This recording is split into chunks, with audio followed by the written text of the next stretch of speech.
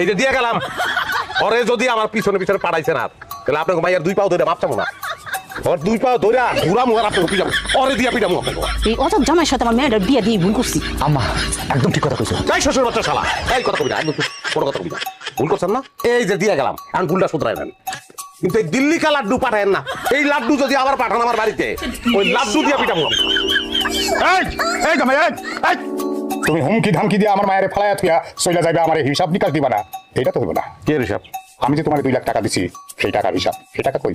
আপনার নাম আফজাল আফজাল।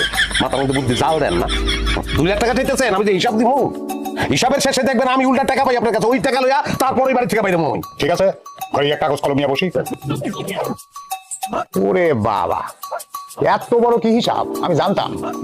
মনে হইতেছে উল্টা আমার কাছেই 5 লাখ টাকা পাইবা, এত বড় হিসাব।